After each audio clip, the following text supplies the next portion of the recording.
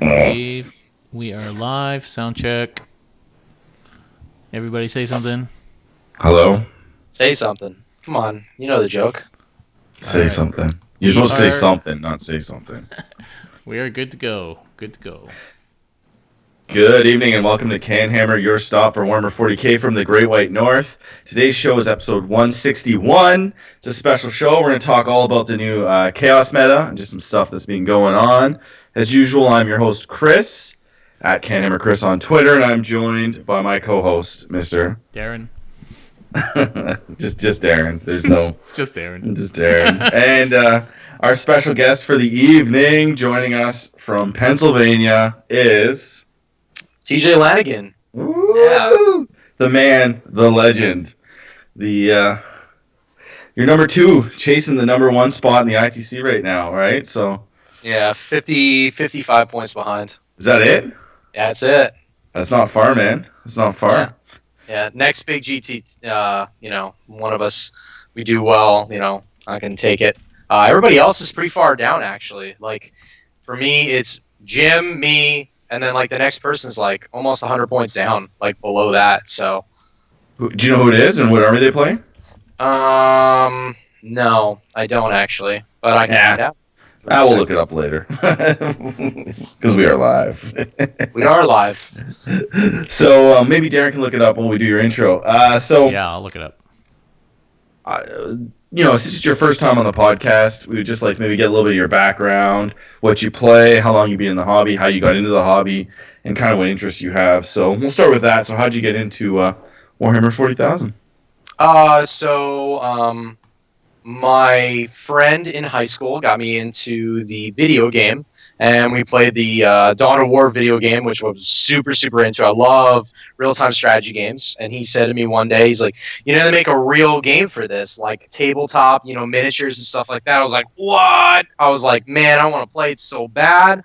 And back then, I had a real big, I still do, but I had a much bigger hard-on for Tyranids. So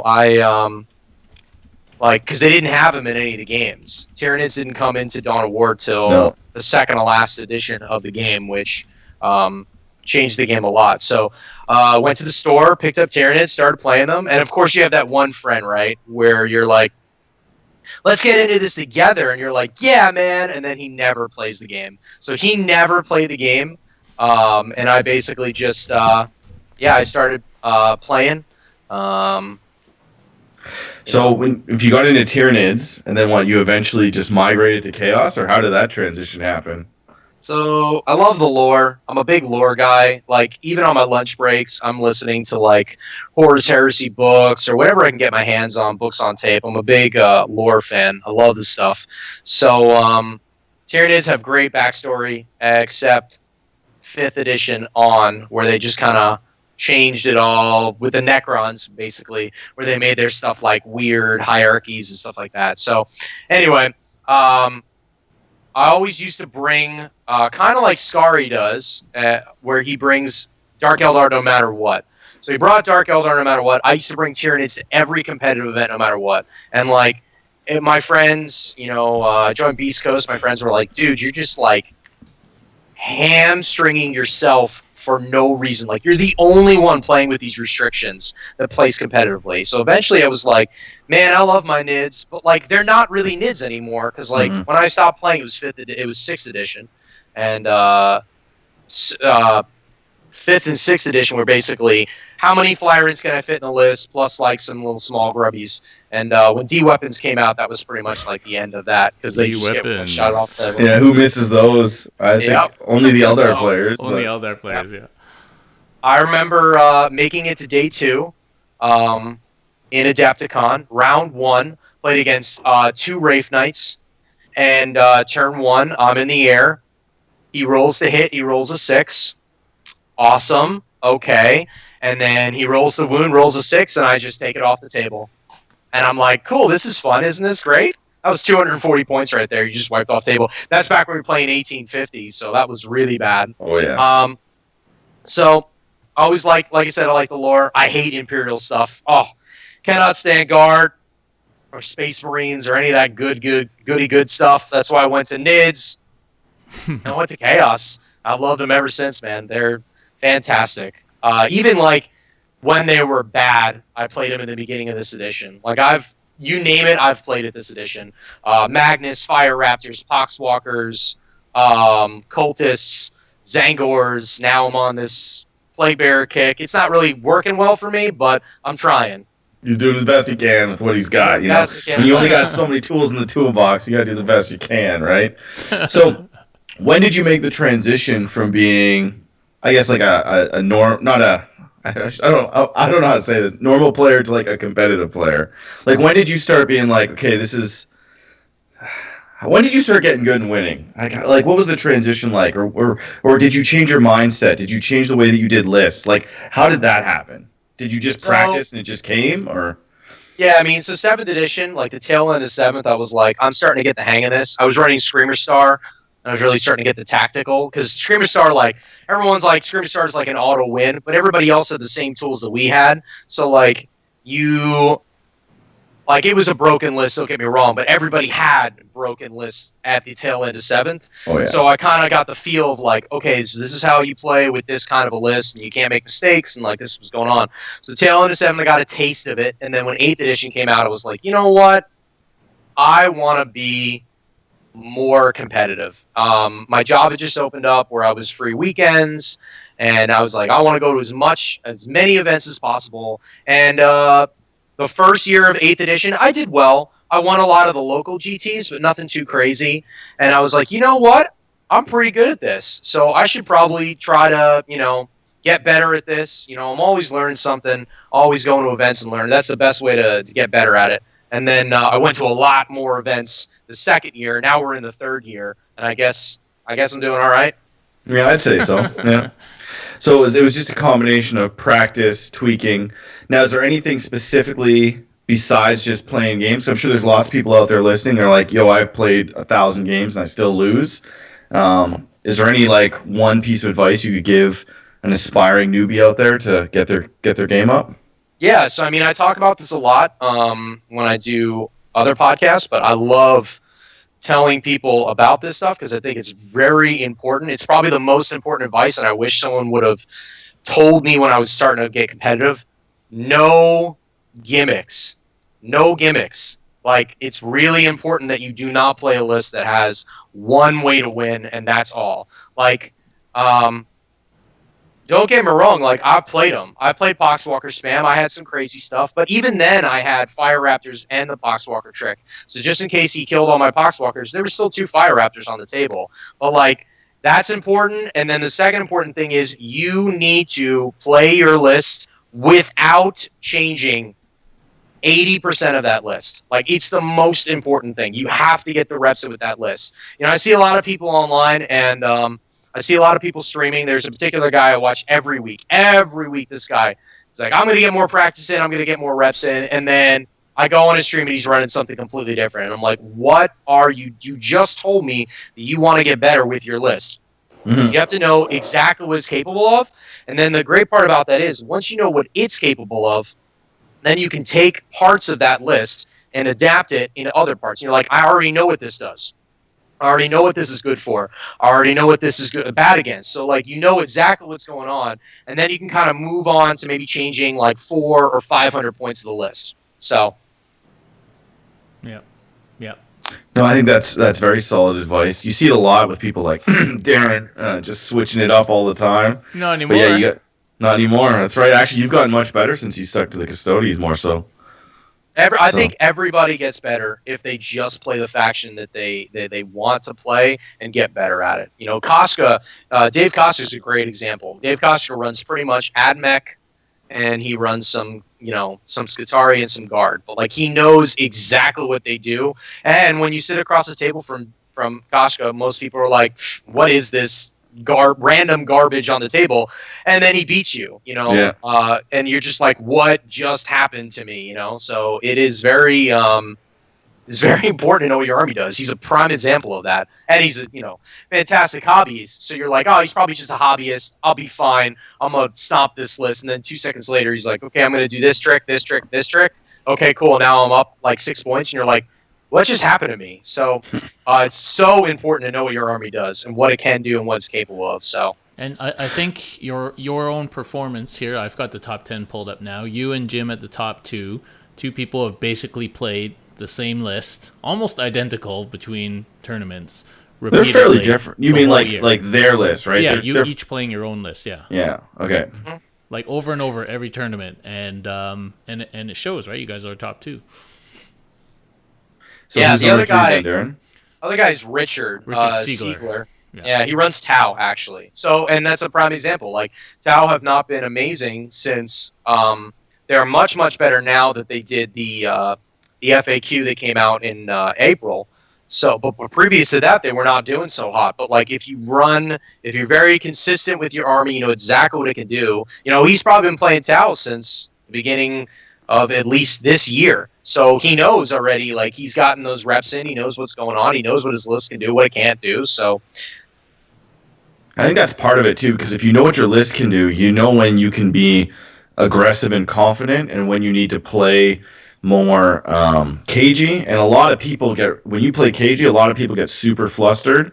Like if you go into a game being like, "Yo, I know this is gonna be a rough game, so I'm gonna hide and play really tricksy." The other guy might get super flustered, and then he starts making mistakes, and you just win on that, right? So yeah, definitely cool stuff. So what with Chaos right now that you're running, what's the general gist of your current list, if you don't mind? So my current list is a list of just I don't wanna. That's what I call it. So it's basically like I don't want to shoot at this. I don't want to shoot at that. I can't shoot anything else. So it's basically just like a list of just bad choices to shoot at. You know, that's basically what the main structure of the list. You know, plague bears. Nobody wants to shoot at plague bears. No, nobody wants to shoot at 2 units of plague bears. Then they can't target the terminators. All the characters can't get targeted. So it's like a very like, great. I have to slog through 60 models before you can get to the good part. And then the pinks come in and they kind of wreak havoc on like infantry front lines. They add an extra screen layer. They can charge and lock things up, so they have a lot of utility there. And then I've got some counter-charging units like Terminators, and they are there to like harass infantry squads, and you know they're bolters that you can't deal with. The 28 bolters fire every turn. Can't deal with them. Mm-hmm. So just stuff like that, and then counter charges. Like if you get a character too close to my lines, the flamer guys are great at that. I've got targetable smites to deal with that stuff. I can slow big, hulking, massive Death Star units. Like if you are across the table from me, you have like a possess bomb or something like that. I keep that possess bomb from basically hitting me for most of the game with like my spells and things like that. So it's just it gives you a lot of options. And it doesn't give your opponent a lot of good options, especially for secondaries. It's so difficult to pick against. You know, people, first thing they do is like, I got to pick Reaper. You have like 100 and something models. I don't want to, but I have to, right? Because if I don't kill those, I lose the game. Then they're like, you have like 8 or 9 characters, so let's just go after that. And then they're like, okay, now what do I pick for secondaries? And they're like, I don't know. And I'm like, whatever your list does well, you know, because you're not going to pick something for my list that you're going to get a max 4 points for. It's just not going to happen. Can't pick Kingslayer. Mark for Death, you're picking the same units you already picked for Reapers, so that's not going to work either. You're not going to pick Old School, because if you kill 30 Plague Bearers on turn 1, I'm probably in a really bad spot. Like, really bad. So That's interesting. So it's a completely stable denial list is what I would kind of like label it as, which is pretty cool. Yeah, you can't do nothing, and I just live and score points. yeah, a lot of the people in my chat, there's a chat that Nick Nanavati runs, the Chaos chat, and a lot of people are just like, I exist angrily at you on the table. That's all that list does. It just exists. So, yeah. And so you went to a lot of tournaments recently, and I think you're on the back of what, six wins in a row or something crazy like that. 7 in a row? 8 in a row? No, I think it's 5. 5? I think it's 5. So obviously you haven't lost a game in the last 5 tournaments, but the one before that, what did you lose to? Or why did you lose? Or why did you not win? Crazily enough, I didn't even not win. I made top 16. I did not make top 16 at Adepticon. That's Or literally that's the what it last. was. That's what it was. I went 4-0, didn't make day 2, and I Just was didn't like, get enough points. didn't get it. I was off by 3 points because the guy I played last round, we got 3 turns in with his Okay. GSC. He basically, turn 1, he sent 20 Gene Stealers into me, and I killed them all, and he was like, oh, like, without him killing any Plague Bearers, like, he killed like 10 or something like that, and then he was like, what the hell just happened? I was like, well, that's kind of what we don't, like, Gene Stealers don't really do anything to Plague Bearers, and then he kind of just slowed everything down. He was like, okay, I'm going to take my time now, and I'm like, cool, all right. So there's a lot of that going on. So Should have chest clocked him, man. well, they don't have chess clock rules at Adepticon, so Oh, I they would have. didn't? Nope, they had it for the top tables because Juice let him have. Juice had one, which was cool, and I think both players have to agree to chess clock, and he was not going to agree to chess clock because we didn't even talk out the rest of our turns. So he's not willing to talk out the rest of his turns, having like 15 models left. He sure was not going to play a chess clock after he lost like 20 Gene Steals on turn 1. Wasn't going to happen. Yeah, so that's something that you do a lot of, and I do nothing of. How do you talk through your last turns, or how does that go about? Or how does that conversation start? Or do you not want to talk about that? No, I mean, it's completely fine. Because you've said that many times to me, like, oh, I talked it out, or we talked it out, and this is how it ended. Like, how does that, is it usually when they concede, or how does that come up? So it's not always when they concede, but I mean, like, basically the gist of it is if we know the game state of the board and we know basically what's going to happen, like, we can have a gentleman's conversation what's going to happen here. And it's beneficial for both players because they're going to get more points that way. Like that guy that I'm talking about, he was going to lose that game no matter what happened to him. Mm-hmm. So, and in most tournaments, not Nova, but a lot of other tournaments, the point differential doesn't exist. So by me scoring more points, I'm not messing you up from scoring more points. So same thing, yeah. It's and same thing. If the other guy scores more, it's like in IC, you win by 1, you get 1,000 bonus, right? Yeah. Right. Doesn't really matter if he's going to score 1 or more than that. So the way we talked it out, I won that game. He only had like, I think 9 or 10 points. If we go another turn, I end up getting like another 5 or 6 points, and he ends up getting like another 2 points. So most of the time you can go like, and I don't want to say I talk it out like the judges are like, all right, time's done. We're going to talk it out. We're like 15 minutes left, and you've got like 3 squads left. I'm like, you want to just talk out the next couple turns? And they're like, yeah, that's no problem. Because like, how fast I play the game because of so many reps, I could get 2 turns done in 15 minutes, no problem. Mm-hmm. And you could say to me, well, I'm just going to wait my time out and I'm just going to do stuff. My next two turns are going to be like 2 minutes. So there's no way that I'm not going to call a judge before those 2 minutes are up, before the 15 minutes are up, if I've taken 2 minutes and you're taking 13 minutes and the judge not. So most of the time, you can just have a gentleman's conversation. It doesn't really matter. And I wouldn't say like I talk out like 7 turns straight. Like it's like one or two, right? Yeah. Obvious, right? Like. Yeah, if you got like 5 models left and I have 3 demon princes left, like we know this is not going to go so well for you, you know. And we kind of, I would say it's a great thing to do. I would also say it depends on the person, and I would also say it depends on the level of compatibility, competitiveness. Not compatibility; it's not a real word. Competitiveness of my opponent. Like I have, if I don't feel like I won't talk it out unless I feel like my opponent's actually we're gonna have a good conversation. Like I went to the GTA we played last weekend, and we only got 4 turns in. He's playing Space Marines. This is his first tournament. I'm not going to go to him and go, hey, is it cool if we talk out the next 2 turns? I feel like I really want to make sure to let you know that I, like, crushed you into the ground. So, like, all the opponents the people who were coming around the tournament, the table were like, what was the score, guys? It was like, it was like 28-15. They're like, 28? You crushed this list. I'm like, yeah, we only got, like, 4 turns in. And they were like, oh, okay, sure, dude. And I'm like, well, listen, it's his first time. I'm going to explain stuff. I'm not going to go crazy. You know, I'm not going to ask to talk out turns. But if we're like game 3 and he's a known guy and I'm obviously a known player as well, if he wants to talk it out, cool. If he doesn't, I'm not going to get angry at him. I'm going to be like, okay, then. It's happened to me before. So, and that Yeah, but was it's one of usually the in your ones. best interest. Unless it's a differential event, it's probably in your best interest to talk it out even if you've lost, right? Right. And again, like I don't ever ask to talk it out when there is not time left. Like we don't end the round and go, okay, so we're going to talk out the next couple turns. Like there's at least time where if he was like, I don't want to talk this out, I'm like, okay, then we're going to try to go fast, and I'm going to try to get my turns done anyway. That's Mm-hmm. what I would say. So. No, that sounds fair. That's cool. I just wanted to check that out. So, last question before we hand it off to Darren to turn on the lights or to pay the bills or whatever, keep the lights on. I didn't even say that expression right. Why do you wear a shirt and tie to events? I just Why are you wearing a shirt and tie now? I don't know. I always wear a shirt and tie. Like, is that a thing? 24/7.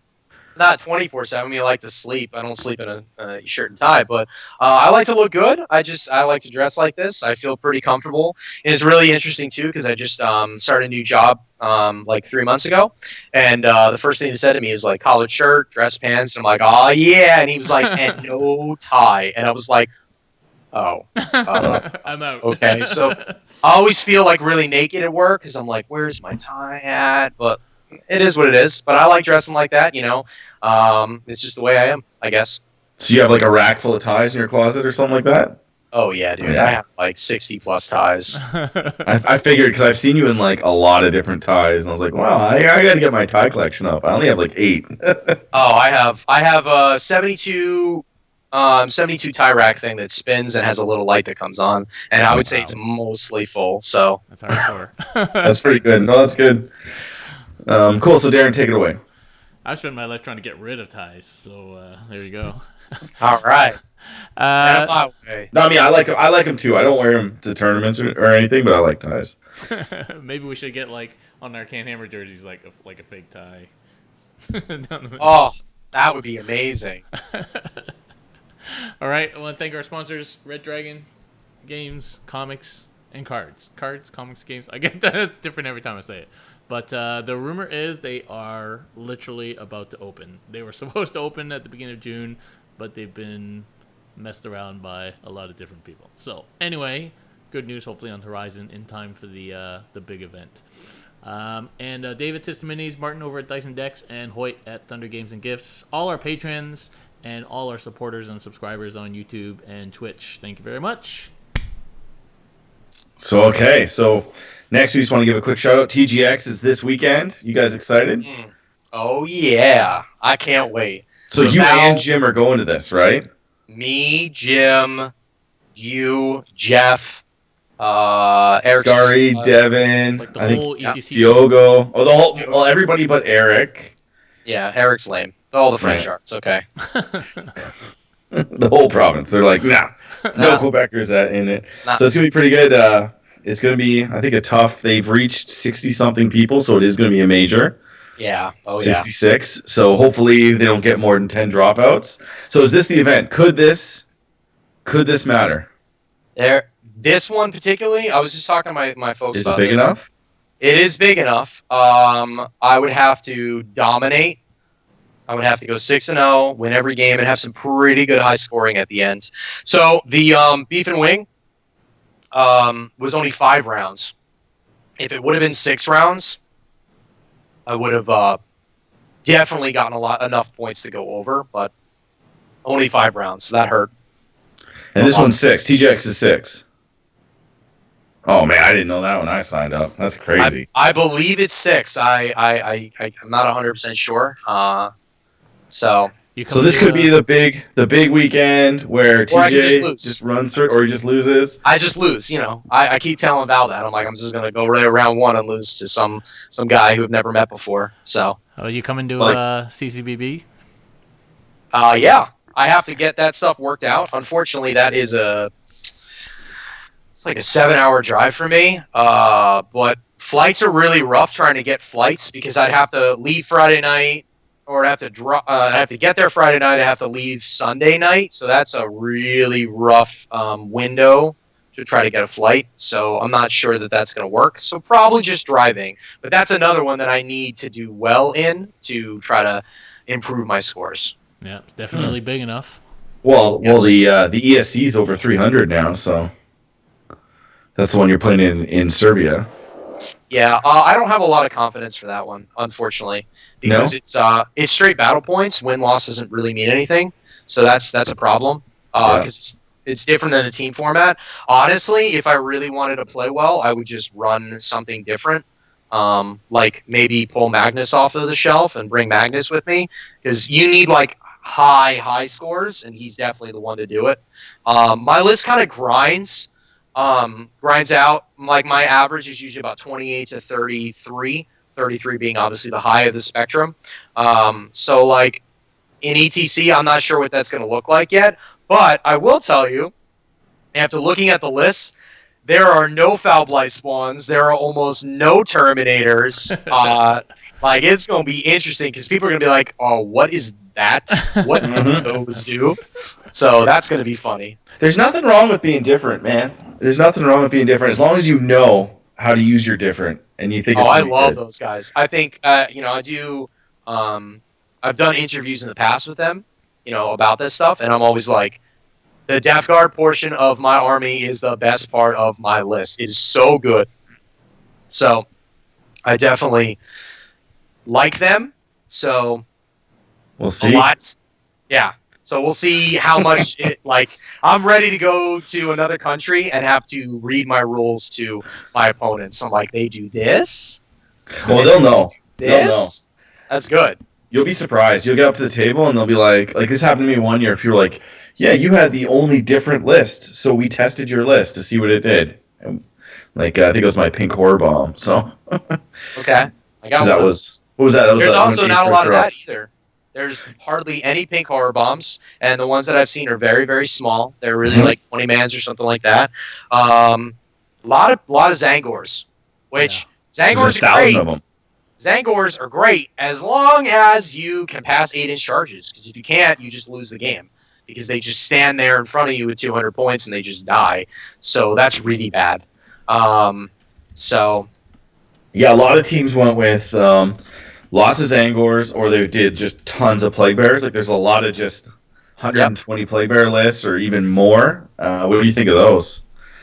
With your KSI, just the pure, it's just Thousand Suns. I think it's like usually they're about 3 princes and Armon, and then it's all Plague Bears.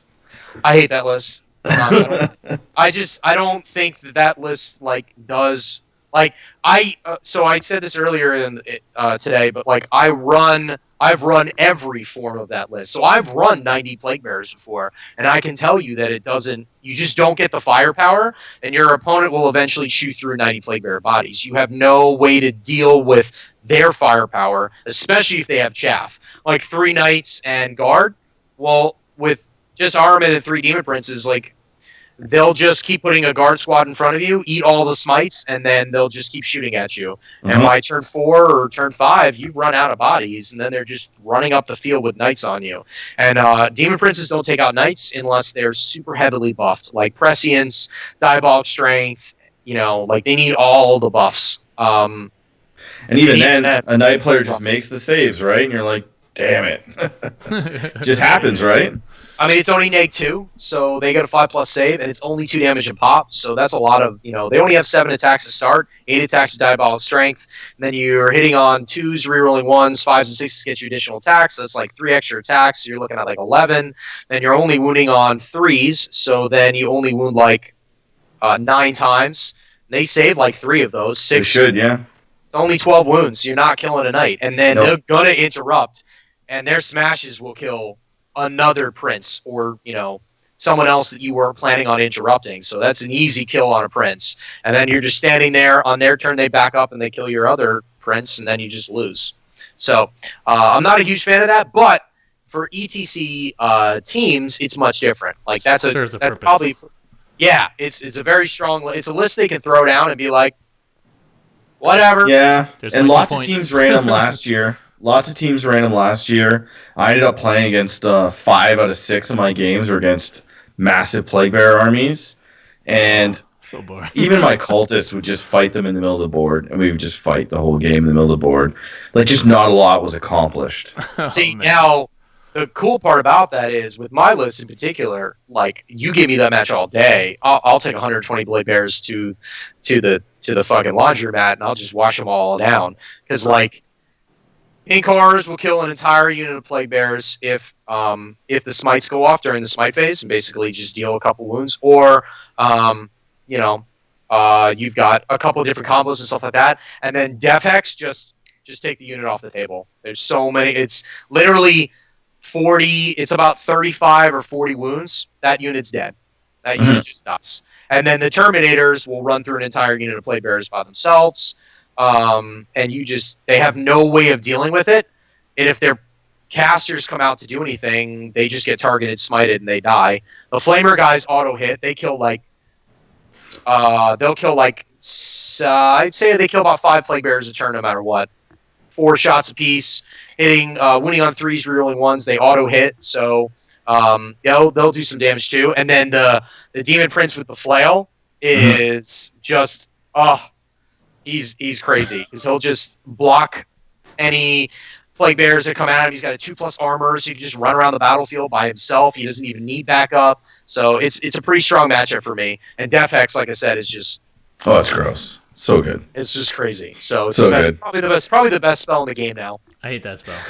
Well, before they nerfed my army last year, that's what I was doing. Is be like, I'm gonna Death Hex your plague bearers, and then I'm just gonna shoot all my cultists into it. Yep. So now, and then like my smites should do enough wounds before that phase that basically, if I target one plague bearer unit, they're gonna go below 10 before the shooting phase, which means even if you cast a spell on them, they're still gonna be, they're only gonna be -1. So it's pretty substantial. So when I played. Majority of my opponents last year, except for a few, the Scottish guy didn't do this, and but a lot of the European guys, is they would take 3 plague bearer units because they're on 25 mils. I think this year they'll have to be up on 32s, right? They do. So they won't be able to do this as well. But back when they were on 25s, they would put three units and they would just intersperse them. So when you'd smite, you'd kill like 1 guy from the 1 unit or 2 guys, whatever you killed, and then the next smite would hit the next unit. You know what I mean? So now I believe they can only do interspersed 2 units. Yep, they do 2 units, which is fine because like the greatest part about that matchup when you have like 120 plague bears is like you can just take your time. Like I will get through 120 plague bears. Don't you worry about it. So, and like you want to get in there with your Demon Princes, and you want to get in there with because they're super resilient, and you want to slow down their movement.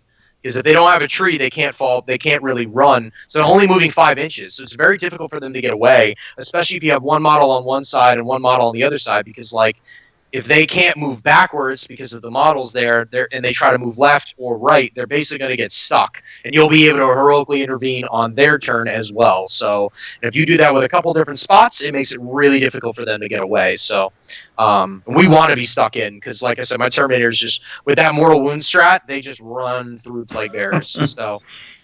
Oh, yeah. Cool. So the next thing that we wanted to kind of pick your brain about what we got you on here is, I think we've kind of covered TJX. We got off topic, but that's all good. Oh yeah, I'm very. We'll all excited. be there. Well, I'm excited though. Are you excited? I'm very excited. I want to play. I want to play you. I haven't played you ever, and I want to play Tim. I've never played Tim before. That'd be cool. Grudge match. Oh, I'm not taking that grudge round. Are you crazy? I think I could do it. That's the sad part is I think I got it. Grudge match. Oh, I see. Okay. Like when I played Chaos, I played a lot of Orc guys, and although I've never lost to Orcs with my Chaos, there's always a few turns where it was on the edge. Okay. Because that's definitely how it goes. It's honestly the same thing that happens with we talked about this before, but it's the same thing that happens to Zangors. If you're making 9-inch or 8-inch charges, you win games. If you don't, you know what happens. 30 boys sitting out in the breeze with their axes in their hand going, is going to be bad. But if they make all those charges, that could definitely win you games. Oh yeah, that's thing you got to make an 8-inch charge, which is sketch. Because that's the thing too is like you go first against the Chaos, you can just throw in a boy unit a turn, hold them back, maybe outscore them, but ITC is a bit different. So yeah, it'll be a good time. Too bad you dropped from our team on the Friday. You could have been on Team CanHammer for once and had a sweet victory when we bring our 12 tail losses to a victory. Or they doing a team? They're doing a team event too, eh? They are, yeah. But he said something that was incorrect. He said, for once, I've already been on CanHammer That's already. true. And I brought you the gold this year, so I don't even want to hear it. That was Team Canada. But Okay. no, they're doing an Adepticon style team tournament on the Friday, and TJ bailed because he wanted to be car buddies with one of the sexiest men in the world, Mr. Dave Costa. Dave Yeah. Costa. Well, if I don't, it's like a 5.5 hour drive just by myself. Yeah, that's what I'm doing alone. So Yeah. So maybe closer to 4. yeah. Yeah. Okay. So Darren, you wanted to talk about the discos? Yeah, so we've been seeing a lot of disco lords or lord discordants these days, usually 3 of them, with whatever soup du jour you'd like accompanying them. And it's had some success. I don't know if a triple disco list has won a big event. Don't quote me on that one. 2 GTs. 2 GTs? Yeah. Okay, so, it's having success. So It's 2 smaller GTs. I will preface that. It's 2 smaller GTs where not a lot of crazy, not to discredit any of those players that, that obviously are running that list and doing well with it is, a GT is a GT, So, yeah, so but, and it's obviously very different from like your list or Jim's list, different style of play. So just wanted to kind of talk about that a little bit. Like, what are your thoughts on the Disco Lord, and what kind of style of play does it more lend itself to, and what are going to have problems with? Where are your 3? Do you have 3? no, I don't own any. None. I probably. So I honestly think that the Disco Lord is right on the cusp of being a bad unit. Okay, so just hear me out. I know everyone's wailing in the background. That's what they're here to hear. So it's 160 points that basically runs across the table. That has a 2+ save, a 5+ invul, and its toughness 6. Okay, sounds pretty good. You make it flawless host, it gets additional hits on 6s. If you make it one of them's your warlord, it gets additional hits on 5s and 6s. So he's pretty strong. He's pretty good, right?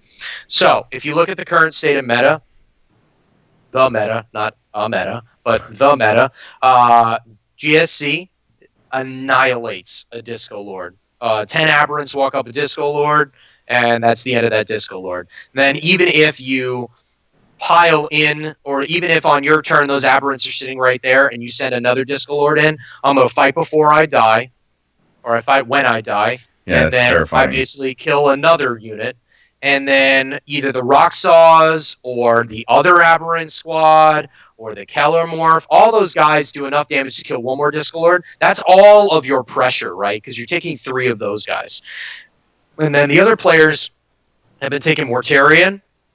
Mortarion's great, except he's good because he's great, except he's not. He's good because he's in a list that has a high threat target. That's why Smash Bros was so big for so long, is basically Mortarion and Magnus. If you go first, you dominate. If you don't go first, you hope that they basically cannot kill what they're shooting at, and you're able to basically hobble along and do what you need to do. So instead of him dying on turn 1, he dies on turn 2, and then you have 1 Primarch left to kind of wreak havoc among your opponent's lines and hope that you do well. The same thing with the Disco Lords. But anyway, GSC annihilates it. Your other meta game, your other meta list is currently out right now, Eldar Flyers. Eldar Flyers, Disco Lords don't even interact with them. They literally just hang out. So that's a list you lose, because 3 Crimson Hunters will basically just wreck a Disco Lord.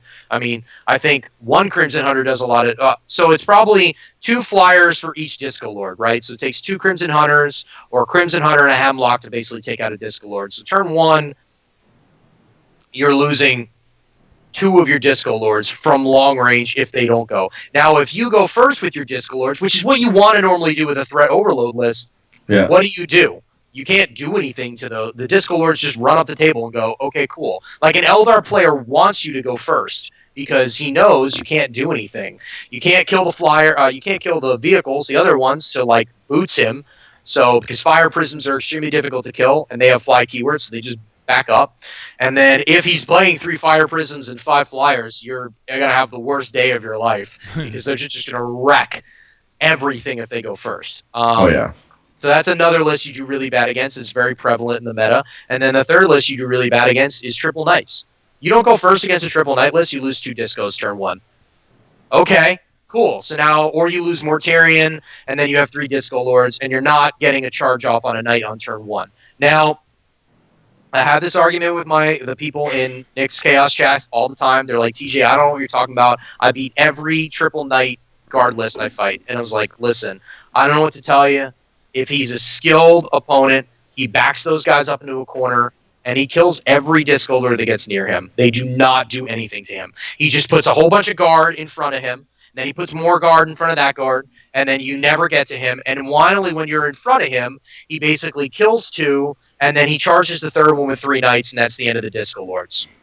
Done. I mean, it's not really rocket like. And I'm not trying to discount people. I honestly think the main reason that they do so well right now is that people do not know how to handle them yet. They haven't figured it out yet. It's one of the fastest units that they've seen in a while. It's able to move, warp time, and charge, and move, advance, and warp time, and advance, and still charge in the same turn whenever it wants, which is pretty strong. And it takes a ton of attacks if it's fighting against Imperials. So people just aren't used to it. And then my list. If 3 Disco Lords get to the front line, I immediately kill 3 Disco Lords. The Smites kill 1, the Flamers kill another, 3 Demon Princes, or the Terminators kill the other 1 or 1.5. Like, it's not... They all die in 1 turn. And orcs are similar in that you're going to go in... Crots. Yeah, you're going to kill Crots. Or Orc Boys, same stuff, and then you're getting 3 big Smites, you're getting Ludas, you're getting artillery into them, and they're gone. Yeah, you're getting mech guns into them. You know, that's if you go first, right? If you don't go first, you blow 2 of them off the table on turn 1. So it's interesting that people are so caught on these because in the current meta, they're so bad. There's so many bad matchups. Now, I will say, and Caladius's. They mess those things up because they have the fly keyword, there's 16 wounds, they can shoot super long range. They mess Disco Lords up as well. So it's interesting that people are like so dead set on that they are a fantastic unit when, like I said, they're, I think, right at the cusp of being not good. So. But I think in a lot of ways you saw a lot of people take Magnus and Morty just because if you're it just does well in the hands of somebody that's maybe not as comfortable or not as confident or doesn't have the reps. You just push them in your opponent's grill, and if your opponent doesn't plan for it, doesn't screen, you're going to go right into their army. So this could be the same thing where they take 3 of these guys, they take Mortarion, and you're going down to the local GW or gaming store, and like they have 1 GTs and stuff, which is amazing. We're not taking that away from anybody because a skilled player with those could probably run circles around anybody, but you just push them in, right? And people just can't expect it. A lot of people don't necessarily know how to wrap or shield things properly. You tie something down, who knows, right? But well, I mean, the other thing about it too is like, if you don't have the tools for it, right? Let's just say you're running the Loyal 32 and you're running 3 Knights. Okay, fine. Well, if you don't know how to, like you said, if you don't know how to screen properly, or it's an objective-based game where you want to grab more objectives, or your opponent manages to go first, and he ends up killing all the screens on turn 1 with bikes. Nick Nanavati was talking about what he would run in response to the 3 Disco Lords. He would run 9 Slanesh bikes. They run up turn 1. I kill all of your chaff. Kill all the chaff turn 1, except for maybe the commanders, and that's it. So now, those Disco Lords are sitting in the middle of the table in cover, hopefully, all 3 of them. And then your opponent has 1 turn to kill them all. If he doesn't, he gets charged. And then that's where you lose the knights. But, or, you know, an orc list that's not running 14 mech guns. Maybe an orc list is running 20 mega nubs. That, you know, that could be bad. I mean, you know, if you don't have the right tools, you can definitely get hurt. And it's just like Smash Bros. If you didn't have the tools to deal with that, you just get hurt real bad. And it was prevalent enough, and I think that the discos are prevalent enough that you need to plan for them. And once people start to, because when something that's maybe mediocre or just above average gets really popular, lots of people are going to take it. People are going to plan for it. It's actually just going to start doing worse than it Yeah. probably is now. So Well, there's that plus Chaos Knights, right? So if you're thinking, I like triple Disco Lords, well, you're definitely going to like triple Knights that are melee oriented, running across the table. They're just big brothers of Disco. yeah, and they're only like they're what, like 100 and some 50 points more. Yep, they're about 300 points. Yeah, they're about 300, and they're what they're more than double the wounds, and they kill more. Their save is worse, obviously, but they have an invul as well. Yeah, I think the Chaos Knights just kind of make them redundant. The problem with that is when you have Disco Lords and Chaos Knights and Normal Knights and Eldar Flyers, guess what's coming back? All the anti-tank that you saw earlier in the meta against the Castellan. You want to be able to put a knight down on turn 1. If you can't, then you're going to have a problem. Or you have to be able to weather the storm. You have to be able to go, okay, if 3 knights push into, let's just say, my 30 Plague Bearers, I need to have something behind those Plague Bearers to basically kill what's in front of me and then continue to move on. So, yeah, because there was a lot of them at the ATC, and then I think it was 2 Shadow Swords was on the team that won, right? No, it was 3. It was 3. He had all 3. Yeah. I thought it was 2 Shadow Swords somehow, but no, it was 3 Shadow Swords and 2 Trojans. Or 1 Trojan. Yep. So. Yeah. So that exactly. So yeah, people are bringing Chaos. Well, the Chaos Knights weren't allowed there though, right? They weren't, but I mean, it's a heavily skewed tournament. So against Knights or Disco Lords or Morty and Magnus, it does really well in a team format because basically Relic of Lost Cadia plus Revenge for Cadia, Overlapping Fields of Fire, and then Revenge for Cadia, you would just kill 3 Disco Lords, 3 Disco Lords, and a whole bunch of Plague Bearers on turn 1. Like, it's not a good matchup at all. Yeah. Especially because the ATC allows the Forge World, and so for people that don't know what the Trojans do, they let one of your tanks have +1 ballistic skill. Yeah. So when you're given these Shadow Swords, basically, so good.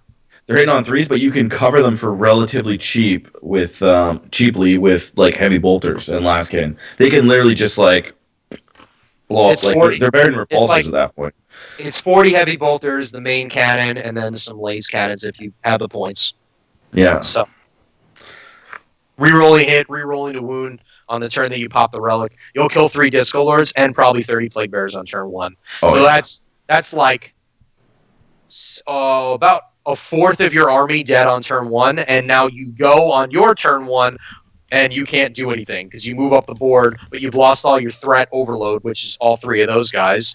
Morty moves up the table. Let's say Morty gets up there. Let's say Morty even kills a Shadow Sword. Let's say he gets warp time, stuff like that. The other 2 Shadow Swords, they will just murder him with their shooting.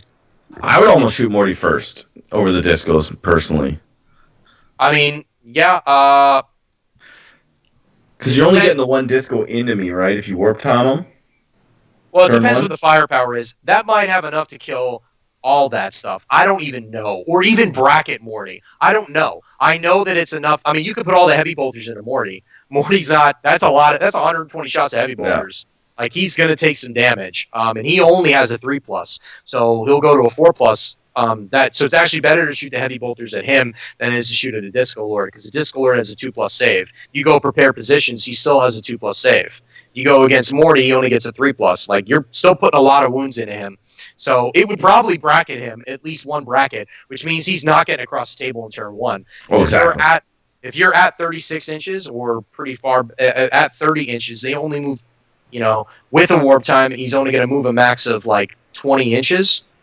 And then if he gets it's a 10+ charge basically, and he gets overwatched as well, that could be really, really bad. On a 5-up? So, yep, on a 5-up because you do supporting weapons, and he just gets wrecked. So it's a bad match. It's a very good skewed list.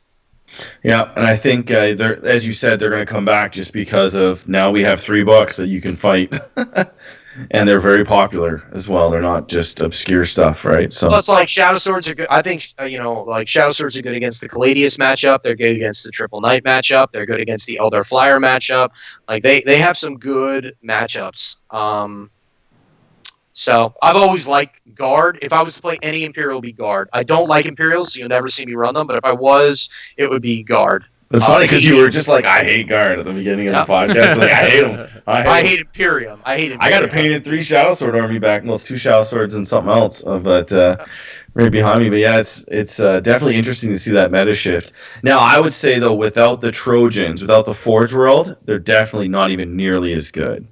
I think without the Trojans, you honestly just take a whole bunch of guard and just kind of lace them up so that you get to fire every turn. I think would be, if you were going to supplement that, that's definitely how it would do it. Maybe take less heavy bolters as well, save points on the sponsons because or 2 Shadow Swords, point, right? Take more mortars and stuff. Or you take 2 Shadow Swords and a Bane Hammer. For the half move. Because you just mess up Morty with that. He's moving 12 inches max, even with a warp time. Like, okay, bye-bye, buddy. Yeah. Like, you're not going anywhere. So, and not to mention, you can put all the mortars inside of the back of the Bane Hammer. It can fire every turn. So now you're getting hit with, like, 9 D6 mortars that I cannot target, I cannot do anything about, plus the main cannon, plus the bolters. Like, that could be very, very rough. So... Yeah, we even did. I'm not sure if it was a good idea, but when we took CanHammer team, not obviously you won this year. Last year, we did that except we put heavy bolters inside the just for more heavy bolters, right? At that point, but we probably should. But so it's going to be an interesting shift because like anytime something new comes out, I'm sure you guys know. Anytime something new comes out, everyone's like, it's amazing. But I've looked extensively into the Chaos book, the Chaos Knight book, and I am not impressed. They don't have a strat that lets them operate at full. Big deal. Yeah, it's a big deal. That's a huge deal. It's a crazy good strat. Yeah, I mean, one everyone's like, but it can heal. I'm like, it only heals if it's in combat, and it can do wounds that turn. So it has to die on your turn. Then you have to roll a 4+. It has to live. Come back from the dead, then pick up D3 wounds, then it has to be your turn next. Then you have to run into something like a squad of chaff or something where you could just murder it and then go up the 9 wounds that you go up. And then you maybe could go up to 12 wounds and it buys you an extra turn. But that's a lot of ifs that I just said. Yeah. So those are those gimmicks, right? So do you think you rely on gimmicks? Do you think the Castellan's going to come back even at its higher points? I think it will. It's so anti-meta right now. Is so crazy anti-meta. People should be running that. It doesn't do anything to my list in particular, but even against the flyer list, when it takes a 2+ armor, it can weather the storm and then operate at full ballistic skill. And then if it does order companions, you're re-rolling 1s to hit, 1s to wound. It's very important. And 1s for all your shots. You're getting a lot of firepower in. So, I mean, you could put down, if you go first, you could put down 2 flyers. And if you're smart, you could put down 2 flyers. Like, if you separate your fire, where you're going after basically 2 knights, 2 of their flyers on turn 1, and you basically split the volcano cannon and the top mounted guns, the shield breaker cannons, and then you put the plasma cannon and your missiles into a missile into the other one. You can he can only really lightning reflex one of those units, and then the rest of your army can basically fire at another unit unless the one that's -2 got severely wounded. Then you could just take out 2 flyers in one turn, and if you take out 2 of their Exarchs in one turn, they go down to 1 Exarch. 1 Exarch and some Hemlocks, they're not killing a Castellan. And then you basically just run around and mess stuff up. The reason why that Brandon was able to basically almost win, well, he won, obviously, LVO, but the reason why he was able to almost win with the Castellan living is just because of how durable it is. It hasn't really lost a lot of its durability. It lost -1 to its invul, but I mean... That is a big deal, but... Still for... But we also lost Yanari double shooting. Yes, so that's a big deal. A lot of the scariness that they had originally, like I need this 3+ invul if I get doomed and jinxed on turn 1, they lost that. So they don't really have that as much as they had before. So I think you're going to see the Castellan come back, which is what a lot of people originally predicted, was like everyone's going to get really upset with that. They're going to run triple knights for a while, and then I think the Castellan's going to come back because... Well, I think it gives you more options, too, because, like, even though the Castellan's 700 points, you're still taking 1,300 points of guard, and guard is super efficient for what it does. Or you can take a Bullogren unit, you can take in a whole bunch of artillery pieces. Or you take a Castellan and you take 3 Smash Captains, and you're basically in the same utility that you got of the 3 Knights. Yep. The Smash Captains deal with anti-Knights as well. So I mean, they deal with that. They deal with Disco Lords. They deal with Morty. They deal with Magnus. I mean, they deal with a lot of problems that you normally have. They also deal with Flyers really well as well. Oh my God, they do. So nobody wanted to bring out their Caladius tanks while the Castellan was around. Castellan goes down, and now all these people are playing their Caladius tanks. And guess what? If Castellan comes back, those Caladius tanks disappear again.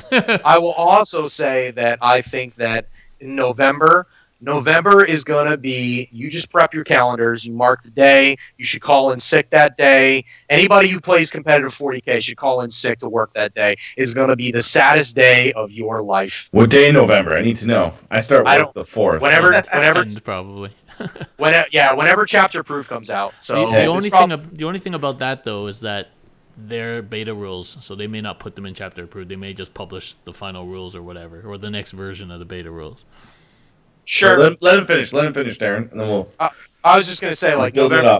I'm just gonna say that November 12th, just randomly pick a day, because I think November 12th was the original chapter approved, or maybe it was the 17th. But I'm gonna pick November 12th of the day, and basically, Plague Bears are getting nerfed into the ground. Like, just put them away. Like how they survived. They survived 3 of them, right? Plague Bears have been a thing at ETC anyway since the beginning of 8th edition. They survived 2 chapter approves without 2 chapter approves. Yeah. They survived. They were big. I was kind of getting up to where I am now in November, and then we didn't get touched in November with the chapter approved, and then I started doing really well before Adepticon, and like obviously Jim's doing really well too, and I'm like totally gonna do something in that FAQ, and they didn't. I was like, okay, this November then I'm gonna make the best use. From now to November, I will be playing Plague Bears until November, and then I'll put them on the shelf. You might see 1 unit. Because you need something that stays on the table turn 1 and doesn't die. But other than that, I think they're going to disappear. So how much are they now? Like 7 each? 7. 7 So what do you think? Like 10? 12? No, that's too much. That's too much. They're going to go up 9? I would say 9, 8 to 9 points a model. But if they went up to 8, then that's almost a null change. Because you were completely correct. I would cut 1 Terminator, and I would cut some pinks, and I'd be same list as normal. See, but I'm personally okay with that. Like, I'm okay with sometimes I find that they over nerf things. I'd be okay with like 8 points 8 or 9. 9 would be like 9. They're still fusible. They're on the edge then.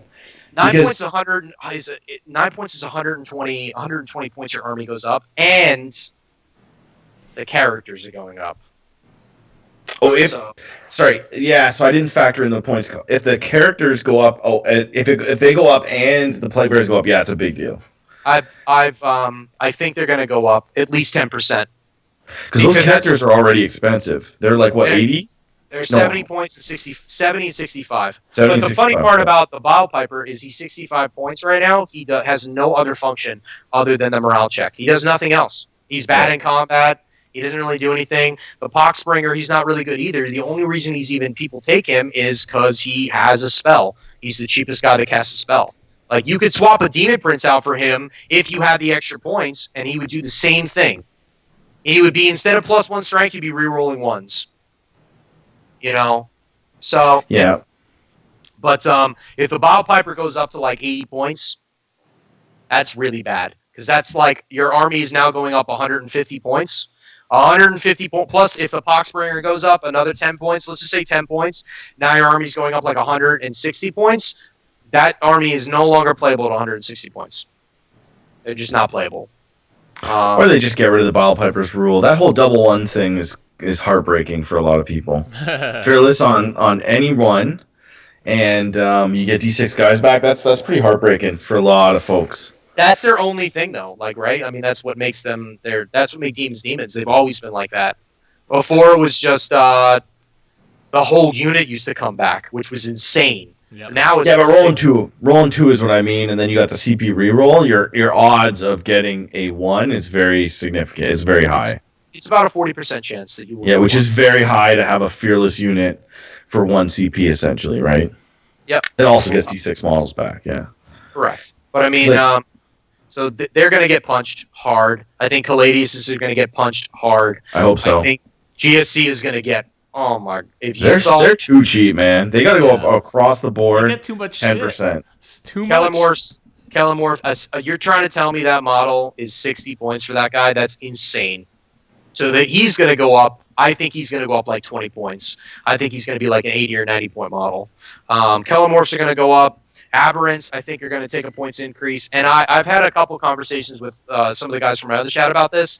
You know, Nick, me and Nick talk about a lot of stuff. But Nick was like, you know, they're not good unless you get all the buffs off. I'm like, but when you get all the buffs off, which are relatively easy to do, they're unstoppable. They're insane. Yeah. That fighting when you die too is disgusting. Well, 1 CP. 1 CP. It's a nightmare. Like, I was playing Darren's army there, and it's like you're just like why am I even charging? I shouldn't even fight you. Like, I just shoot. But they move so fast. You're like, it's like, what the hell? They have almost a 100% success rate for their delivery, because you come in 9 inches and then you use the strat. So now you're rolling D6 on there. So an average of 4 inches. So your 9-inch charge now becomes a 5-inch charge. And then if you pick the right chapter, you're getting you get to reroll your charge completely. So a 5-inch rerollable.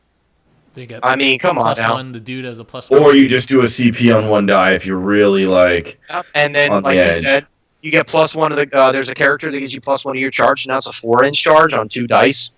They have almost 100%, you know, and that's the thing. Like, if you got rid of the fact that they could come in D6 inches and they were just like Zangors or Bloodletters, the army would not be nearly as broken, because you would be like, I still have to roll 8-inch charges, just like Orcs, just like GSC. I have to roll the 8-inch charge, or it doesn't matter. They don't have that restriction. All of their stuff just works. Their Flamer trick, 3 inches away.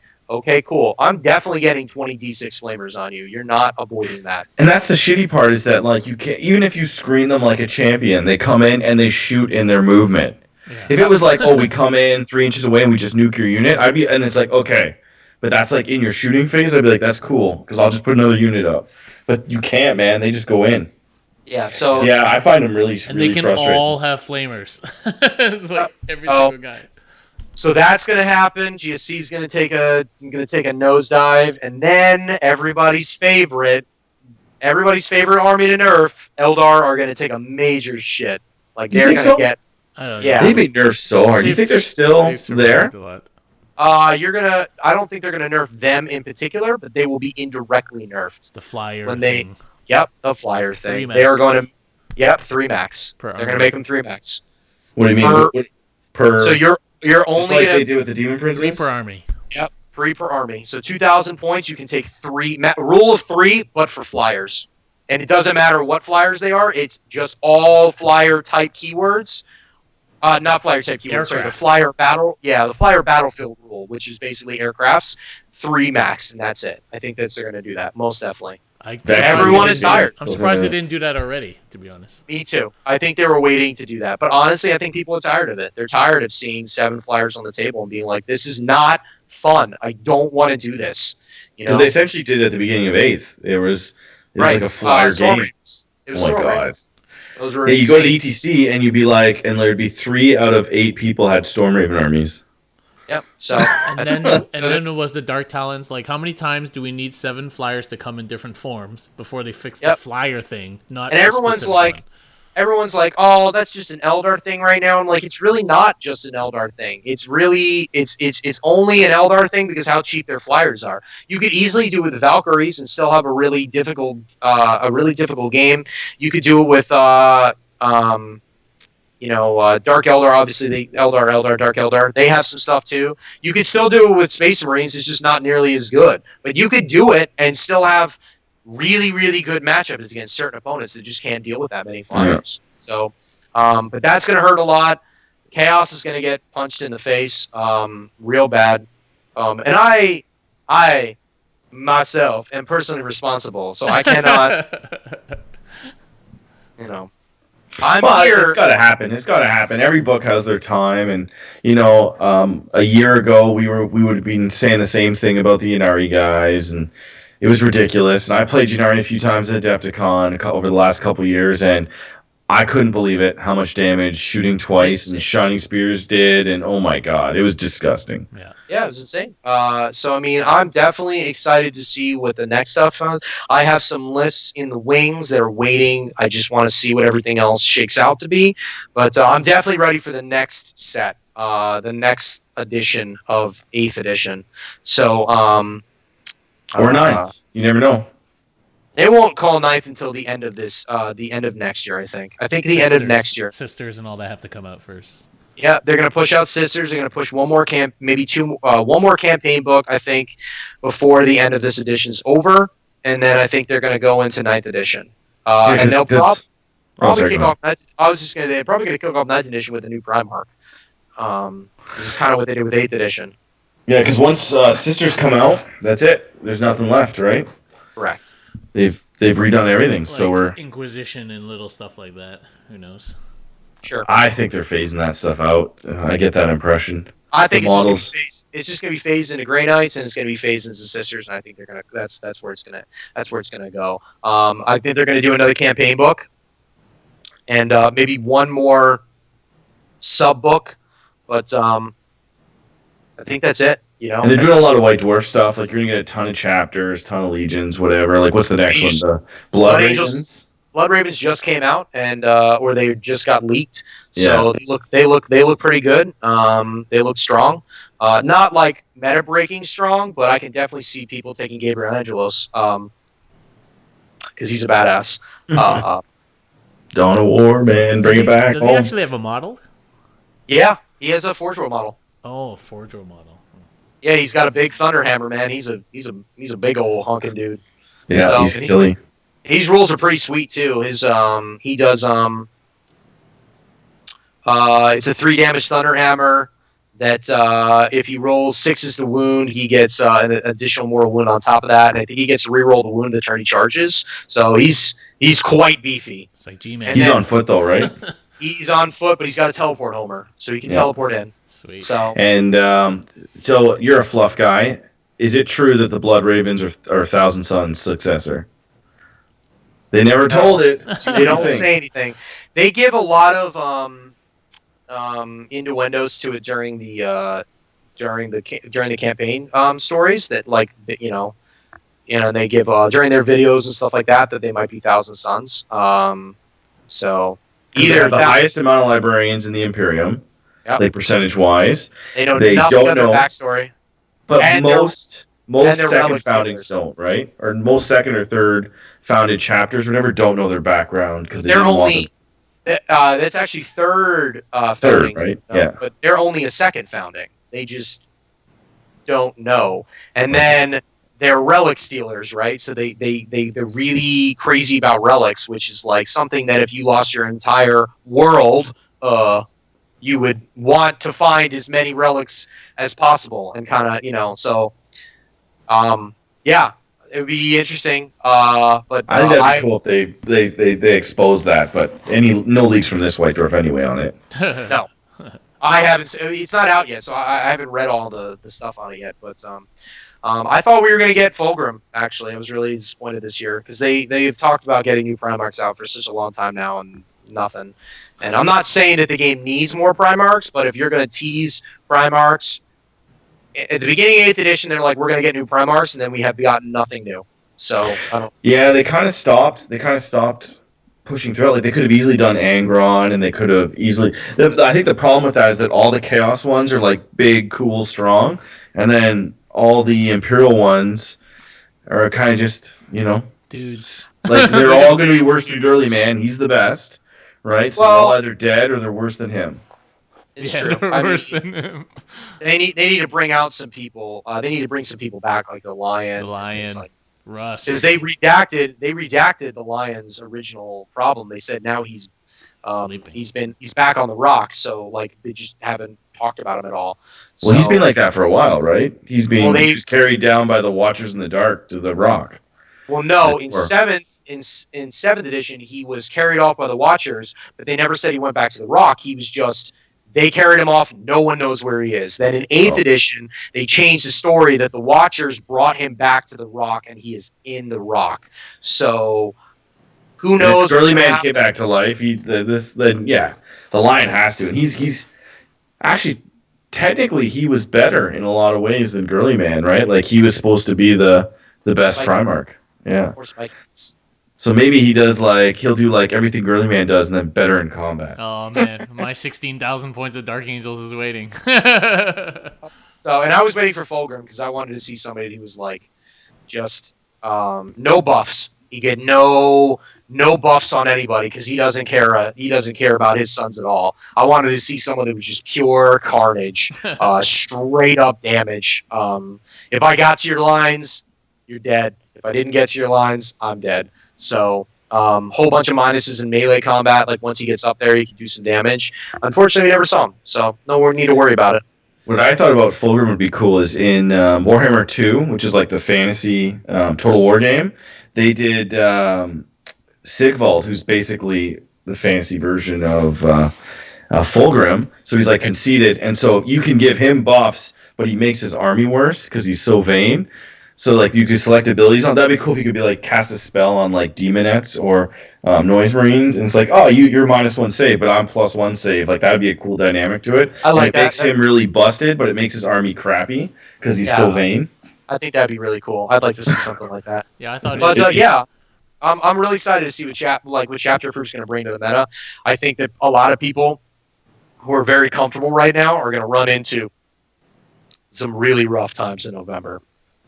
Well, that's what I was getting at with you is since you found this new, like, you know, it's kind of like your second army you moved into. It's super competitive.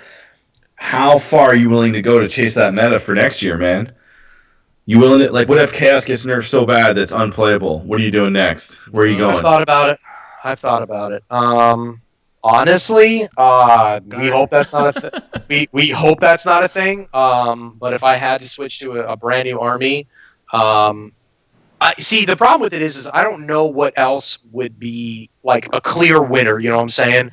So the problem with it, like GSC's in a good spot right now because all their stuff is busted. I think in November they're going to find themselves in some problems because I think their stuff is going to get points increased because Games Workshop doesn't know how to fix rules. Games Workshop only knows how to fix problems with points increases. Instead of changing the Dark Reapers into you always hit on 3s if you didn't move in the previous turn. Then you couldn't fire and fade them. They would be 100 times less broken. Or they always hit on 3s unless negative, unless, I think the moving would be the best one. They only hit on, they ignore all your opponent's modifiers, not their own modifiers. Since they're heavy weapons, when they move, they get -1 to hit. Fixed. No need to increase their points 3 times. They would just be good like that. Because if you wanted to sacrifice a -1 to hit on fire and fading them to keep them alive, they were -1 to hit. So now instead of hitting on 3s, you're hitting on 4s. And if you wanted to keep them out in the middle of the table, you had a risk that you might lose them from getting shot at. So Games Workshop, if they fixed Aberrants, changed their rules a little bit to say they can't do the D6 one, the 9 plus D6 when they come in. They can't use that strat. Or if they change the fight when you die to only fight when you die with like acolytes or something like that, that would easily fix Aberrants. You would still take a unit, but you wouldn't take 30 or 20. You would take 10. And then if they fixed acolytes by just increasing their points, that would be good. Or I think GSC has lots wrong with it because its rules are janky a little bit, but they're also super cheap. That's the thing, right? They're kind of everything. They do everything. I also think that a unit should not be able to have 20 hand flamers not be able to pick 20 hand flamer as a weapon. Why? Especially when it's not in the kit. That's the thing that drives me nuts. Is this edition, they changed everything to match the kits for most armies, right? Like I buy an orc, I get one of this gun. I have to buy 3 boxes to do a unit. I only get 3 guns. Right. That's it. Whereas GSC, almost all their units have upgrades that they don't have in their kits. Yeah. So that's annoying.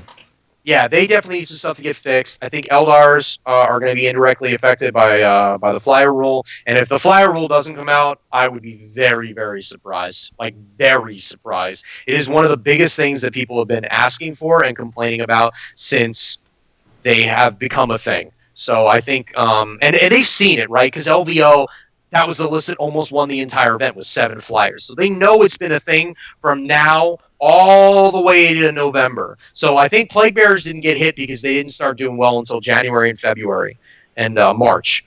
I think And people don't complain about them as much. That's Like why I it's don't feel hard that to people play believe. against Plague Bearers and complain. It's hard to believe that the Flyers survived, given they were in front of them for so long. right. So now I know they're going to get hit. I know GSC is going to get hit. So I don't know what will be clear winner. Maybe Tau gets better because everything else gets worse. Orcs, man. If Orcs don't get hit and all those things get worse, So my buddy complains about orcs every time I play with him. He's my best friend. He's a real good friend of mine. His name's Jeff, and he complains about his orcs every time. He's like, it's just very random. He says, TJ, you run it for 2 years. Because I'm like, how do you not win GTs with these guys? Like this, they seem so fucking good. They're He's just good. like, dude, it's random. You just don't know. I can make an inch charge, great. I can roll 20 Luda shots and not get one fucking hit. that's true too. So like he's like, it's so swingy, and I'm like, man, I just don't see it. And like I feel like you could mitigate those randomness with sheer dice, you know. So like I have some orc ideas that I want to try to run if all my chaos goes to trash, which it's basically just consistent dice. Instead of trying to make 9-inch charges, I do other things that either don't care about charges or we don't care about your minuses because I just have sheer weight of dice. I think I'll that's let why you- people take the mech guns, because when you take like 18 mech guns, they hit on 4s, they shoot D3 shots each, and then you just take a ton of boys, and when you have that much firepower, you don't care if your boys fail to charge. That's kind of where it's at. Well, I definitely have some cool ideas about orcs that I want to try after like looking at the book a lot more because like I feel bad for my buddy because like we go to a lot of GTS together and like he's just like at Beef and Wing was a really bad one because he lost to a Space Marine player like with like triple whirlwind, triple razorback, and like 2 dreadnoughts and like 3 smash captains. And I'm like, how? He's like, every time he rolled dice, it was a hit, and every time I rolled to shoot something, it didn't work. I'm like, you should stop that list into the ground. Like Yeah. this guy was like the fluffiest guy ever. It's like tax squads in razorbacks and like sit in the back of the map. He had 2 speeders too. It was like 2 speeders, 2 dreadnoughts, 3 whirlwinds, like 2 thunderfires. Like it's not anything that you should have a problem with once you get up there. But like he's just like, I got tabled. He got tabled. When was the last time as an orc player you got tabled? Me? I think it's happened once since the new book came out. But when he told me that who did army it to tabled me? him, I was like, oh, I did. what? I did. Yeah, you did it to me. You were the only one. 18 bikes. Yeah, his custodies tabled me. That was before they added the new rule of where you win anyway, because I was doing really well, and then tabled me. Yeah. Yeah, so I mean, like, when he told me he got tabled, like, actually tabled, I was like, what happened during that game? Like, it was crazy. So, I was looking into the book, so that might be an option I go into. I still have my NIDs. I don't think they're competitive at all, unfortunately. I have GSC. I don't have enough GSC, I'd probably need to buy a whole new army. So I think if Chaos got completely nerfed, and I have a lot of ideas about what I think the new Chaos is going to look like, but if they were like, everything's trash, I would go to Orcs, I think. You heard it here first. Done. Going to Orcs are the best. Orcs There is we the go. best. There we go. Another. No, They're just the second most toolbox army. The third most toolbox army after GSC. I think right now, as far as toolbox armies that work really well, it would be my army, GSC, and then Orcs. Yeah, because Chaos has everything. GSC can shoot, fight. They don't have a lot of long-range firepower, but they can definitely fight, get in your grill, clear They a lot supplement of stuff. it. They supplement it by bodies. They can swap in guard. Guard have battle cannons. You can take triple tanks. They'll do stuff. So they have a lot of options on how to deal with that stuff. Yeah, I definitely can't could do see Orcs being third, for though your point. Maybe Eldar Dark Eldar combo and then orcs would be my kind of thing. The problem with Eldar Dark Eldar is in a rough spot because it's the same problem that I'm about to run into in November. Is that all my troops are trash?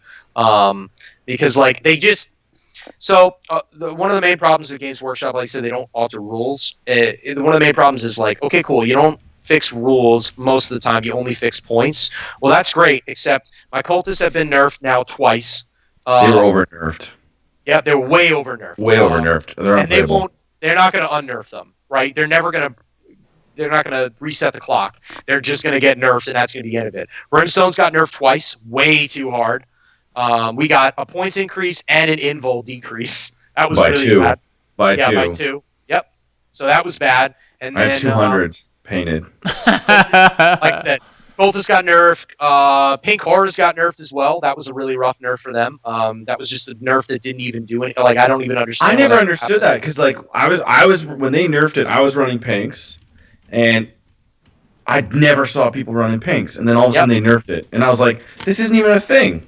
Yep. So that's a problem. I'd like to see them maybe fix that or maybe clarify that. But so right now I've lost pinks, cultists, brimstones, and now plague bearers. Oh, and poxwalkers. So what troops am I left with? You want me to play Rubric Marines, normal Chaos Space Marines? Yeah.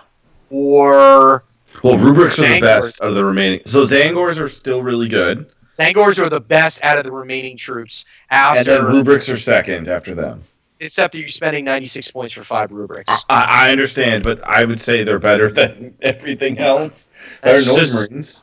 Right. So that's where you were talking before, like what happens, and like I don't know, because honestly, like if you get rid of all the troops, how am I making battalions? I'm just going to take 30 brimstones and just go. I don't care about my troops. Now I have heard another rumor on the street that says that Renegade Guard is coming out. We're getting a Trader Guard book. If a Trader Guard book comes out, that would make sense that a lot of the armies are going to be. That's why they would nerf Plague Bearers, because like, what am I going to take for troops? Well, if you released a brand new army that gave me 100 to 120 bodies that work just like Guard, I would take them in a heartbeat because I need them now. So I'm very interested to see what that's going to look like. It might only be a White Dwarf thing, but I would still take them. So, yeah, it'd be interesting. The thing that sucks is I always thought cultists never fit in. They should have just done Trader Guard. And then just not done, especially with the fact that you can soup. They should have never done maybe the shooting cultists, just do like crappy combat ones and then go full on like Blood Pack or something like that. I miss my Poxwalkers. I miss them a lot. Really, I don't miss those at all. Those are terrible. One of the best combos I ever went through this brain was that combo. Especially like, during the tail. You have no fun. Here's my blob. Yes. Yeah, that was so much fun. The best combo. You know what the best combo that went through my brain, and I got one friggin' tournament about it, was Enlightened. With the arrows, 80 of those guys. That was the best thing I ever did. It was unbelievable. It was unbelievable, and I got one event. I mean, I say it's the best combo that's ever come out of my brain, but the best combo that's ever come out of my brain is this list, and it's just because it's super, super tactical. You're doing well, yeah. There's no gimmicks with this list, but if the best gimmick list that came out of my brain was definitely the Poxwalker Double Fire Raptor list with Fabius Bile. Oh my god. Toughness 6 Poxwalkers, your opponent would just be like, all right, what is going on with these models? I'm like, oh, they're Toughness 6. There's 120 of them, and they have 2 attacks apiece. They're prescients. They wound on +2 to wound, so they're winning on 3s on everything. That list needed to go first, though. Or it needed to have terrain, or it needed to have some kind of terrain to hide. Yep, it did. Yep, most definitely. So like there was always kind of that element when you played them, like, oh, I'll take first, bang, shoot that. Yep. But yeah, so you want to get rid of stuff like that. You want to be like, I can go first, I can go second. Right, which is what my list currently does now. So that's what I was gonna say. Does your orc buddy? How many units of boys does he bring? He runs 90 right now. How many does he deep strike? 0? Yeah. That's why, man. That's why. You got to null deploy those orcs so nobody shoots you. Yeah, I don't. Honestly, his problem is his dice. He's never been a successful dice roller. So he just, and I think one of the things about a lot of players, it happened during 7th edition a lot when I used to tell people like, oh, you're going to play NIDS, be prepared to, or 6th edition, I'd like, be prepared to lose 70% of your army and still win a game. A lot of players cannot take that, especially most players. Like, they're like, "What you're telling me? I'm going to lose most of my army, and I'm going to be okay with this?" I'm like, "You have to be. You have to be." So I think that's a big problem that a lot of people, not just and it's I'm not calling anybody out on it. It's just a problem that Well, that's common. Yeah. right. They get very they get depressed and disappointed on the tabletop, and it's difficult to come back because you're like, "Wow, I'm getting my ass kicked right now," and like all my models are dying. But maybe you're still okay, but you don't think you're okay. And that's where the misplays come in. That's where all the misplays come in. Like I'm trying to think. Like so, I just had a gaming day, and I won handily against an Eldar Flyer player. He tapped out after turn 4, and I would say if you include the unit that I brought back to life, I was winning handily, and I had lost at least 140 models. So makes sense, right? Like you're like, oh, you just killed everything, right? But I'm still winning. So my last game, cool. I only had 3 models left for the last 2 turns, and I won. Yeah, but your models are good. Your individual models are good. They're super bikes. Anyway, I think that about it for this evening's podcast. So thanks for joining us, TJ. Yeah, thanks for having me, guys. Anytime. It was a pleasure. Yeah, it was really fun, man. You gave us a lot of insight into your brain, and we're gonna have to see how TGX goes. You never know. You never know who's gonna take this one. Reg match. I'm thinking Orcs are gonna win, but yeah, we're gonna find out. We'll find out. Devin thinks he's gonna win with his Tau, so he does. Yeah, he does. He has some interesting ideas about what's gonna happen with his Tau. And there's Dustin's going with his GSC, so that would be cool as well. Yeah, I think Scarry's not. Is he not playing? He's streaming. I think he's shoutcasting. Yeah. Yeah. So there's no crazy Dark Eldar shenanigans. Yay! But I want to see you and Jim maybe final table last round. I think that'd be really exciting. Really to see. We talked yesterday. I'll let you guys go in a minute. We talked yesterday about his list at ATC, and he was like, I was like, like what are you gonna do? And he told me like, I'm not a huge fan of the list I brought to ATC. Like it has some really bad matchups. And I was like, what are you going to do? And he's like, I don't know, man. It might be Disco Lord time. And I'm like, okay, so we're going to do it. He likes that, though. And if it suits your style and he can... But he's always really good. He's always been an aggressive player. Like he always took the Bloodletters, yeah. Right. His list is an aggressive list. He's got the Axe Demon Prince. He's got the Bloodletters. He's an aggressive player. I'm a reactive player. I wait for you to mess up, or I wait for the opportunity, then I pounce on you. He does not play the same way as me. That's why we have a similar core, but a different, I would say, different pivoting point. His pivoting point is I put pressure on you, and I cause you to make the mistake because of how much pressure I'm putting on you. Me, I just exist and wait for you to... I try to outlast you until you can no longer do anything about it, and then I punish you because you had to be aggressive because you're just losing. So it's a little different. Yeah, so you and me think similar styles. That's the style I play as well with my Orcs. I like a bonker. I just like to throw shit at you and chill. So. Yeah, hang out. But so I'll see you guys all this weekend. Aaron, are you going this weekend, bud? Long story, but I can't go this weekend, no. That's a really short story, actually. Okay. No, it's a big controversy because I wasn't supposed to go, and he bought his ticket and was like, "Let's go TGX," and then he has family stuff, so he dropped out. All right, well, I will see you. I'll see you Friday night, maybe. Or yeah, Saturday. I'm going there Thursday night, and I'll be playing the team with Jeff Brown as my wingman. All right, the famous Jeff Brown. Wearing his skinny tights and playing Space Marines. Those Space Marines pants that are ever ingrained in my brain. It's the most terrifying thing in the entire world is Jeff Brown wearing spandex. Yep. Yep. So with that, thanks for listening, guys, and have a good one. Good night. Yep. See you guys. Bye.